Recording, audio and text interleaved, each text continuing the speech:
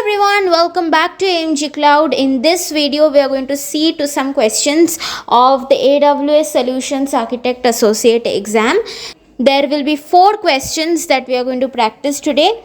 So without any further delay, let us begin with the video, and I request you to please like this video. This will motivate me to create more questions like these so that you can practice and ace your exam.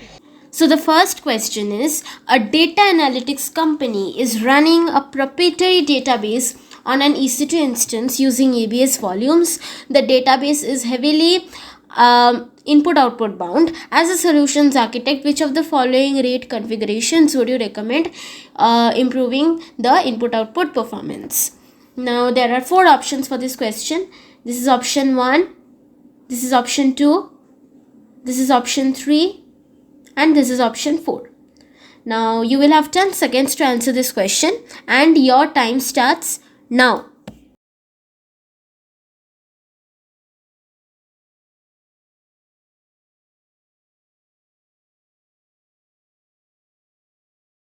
Time up. Now let us analyze the answers. So let us start with option 2. Use RAID 1 when input-output performance is more important than fault tolerance. This option is incorrect. Why? Because it mirrors data providing fault tolerance but doesn't improve input-output performance. Okay, let's call it IO performance. Okay, so this is your wrong answer. Option 3, Amazon EBS does not support the standard RAID configurations is incorrect because EBS supports RAID configurations. Okay, so this is your wrong answer. Option number 4, both RAID 0 and RAID 1 provide equally good IO performance. This option is also incorrect because RAID 0 improves IO performance while RAID 1 focuses on fault tolerance. Okay, so your option number 4 is also wrong. But option number 1, let us see. Use RAID 0 when IO performance is more than fault tolerance. This option is correct. Why? Because it stripes data across multiple EBS volumes, increasing IO performance, but does not provide fault tolerance. Okay, so at the end, your option number 1 is the correct answer. Alright, hope you understood. Let us go to the next question. This is our second question.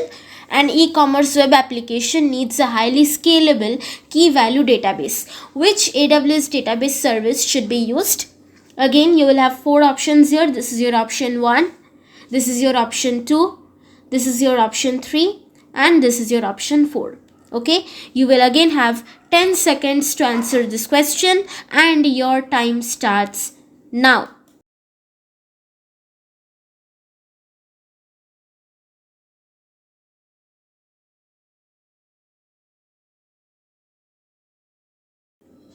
Time up. Now let us analyze the answers. So let us start with option 1, Amazon RDS. This option is incorrect because it is a relational database not optimized for key value storage. Okay, so this is your wrong answer. Option 3, Amazon Elasticache is incorrect because it's an in-memory cache, not a database. Okay, so this is your wrong answer. Option 4, Amazon Redshift is incorrect because it's a data warehousing service not suitable for key value storage. Okay, so this is your wrong answer as well.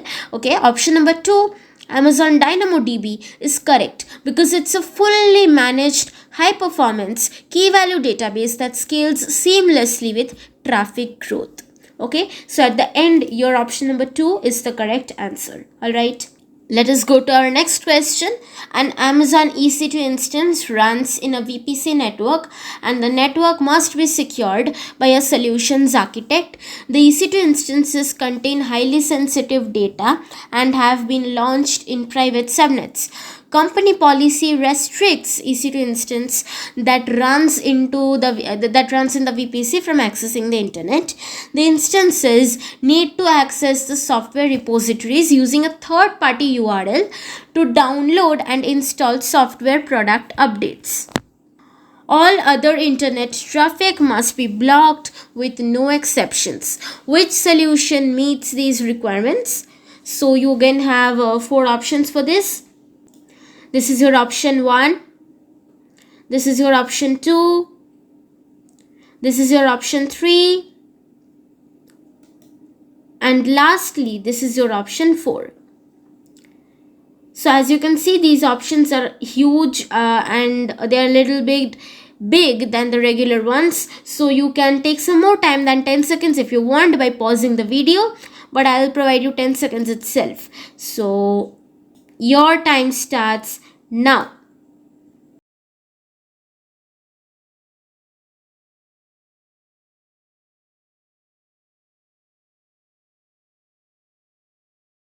Time up. Now let us analyze the answers. Let us start with option 1. Establish strict inbound rules for your security groups. Specify the URLs of the authorized software repositories on the internet in your outbound rule.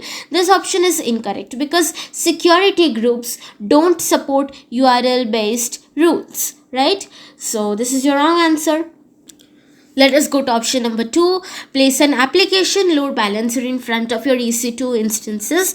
Direct all outbound traffic to the ALB. For outbound access to the internet, use a URL based rule listener in the ALB's target group. This option is incorrect because ALBs are for inbound traffic distribution, not outbound traffic control. Okay, so this is your wrong answer. Option number 3, create an AWS WAF Web ACL. Filter traffic requests based on source and destination IP address ranges with custom rules. This option is incorrect. Why? Because WAF is for protecting web applications from common web exploits, not controlling outbound traffic. Right, so this is your wrong answer. Okay, let us go to option number 4 right now. Configure the route table for the private subnet so that it routes the outbound traffic to an AWS network firewall. Then configure domain list rule groups.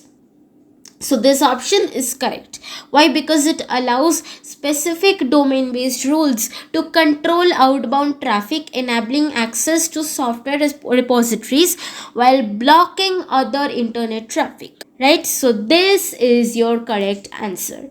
Option number 4 is your correct answer for this question. Hope you understood. Let us go to our next question right now. So this is the last question for this video. An IT company has built a custom data warehousing solution for a retail organization by using Amazon Redshift.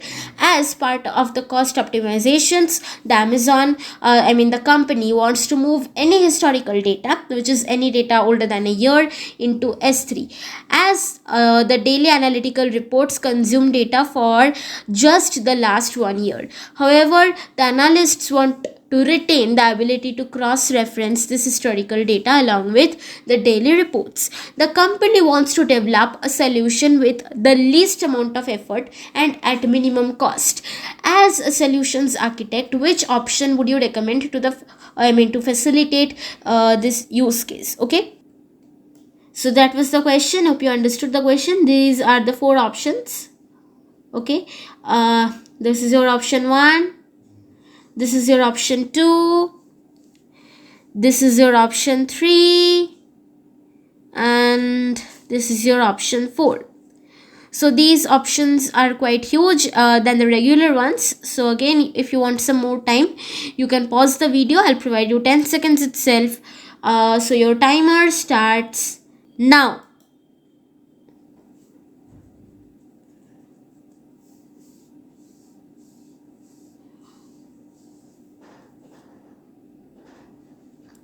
Time up. Now let us analyze the answers.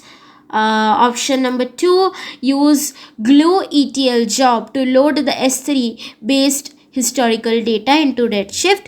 Once the ad hoc queries are run for the historic data, it can be removed from Redshift. Okay, this option is incorrect. Why? Because it requires loading historical data into Redshift, which increases costs and effort. Right? So this is your wrong answer. Option number 3, use the Redshift copy command to load the S3 based historical data into Redshift. Once the ad hoc queries are run for the historic data, it can be removed from Redshift. This option is incorrect because it also requires loading historical data into Redshift, right? So this is not what we want, right? So wrong answer. Option number 4, set up access to the historical data via Athena. The analytics team can run historical data queries on Athena and continue the daily reporting on Redshift. In case the reports need to be cross-referenced, the analytics team need to export these in flat files and then do further analysis. Again, this option is incorrect because it requires exporting data to flat files for cross-referencing, which is more which requires more effort and is complex, right? We don't want any complexity, so this is the wrong answer, right? Let us go to option number 1. Use Redshift spectrum to create Redshift cluster tables pointing to the underlying historical data in S3. The analytics team can then query this historical data to cross-reference with the daily reports from Redshift. Okay, so this option is correct. Why? Because it allows analysts to query historical data in S3 directly from Redshift without needing to load or move data. Okay, so at the end, your option 1 is the correct answer. Okay, all the others are wrong answers. So congratulations for successfully answering 4 questions today. That's it for today's video. If you want more questions like these on AWS Cloud Practitioner as well, so you can go and visit our playlist. We have a separate playlist for that. Okay, there you will get the AWS Cloud Practitioner questions, and we have a separate playlist for AWS Solutions Architect. If you want more of these type of questions, you can go and visit that playlist. So that's it for today's video. I'll meet you in the next video. Till then, keep learning, keep practicing, and keep exploring. Thank you, and I'll meet you in the next video with a separate set of questions. Take care and bye-bye.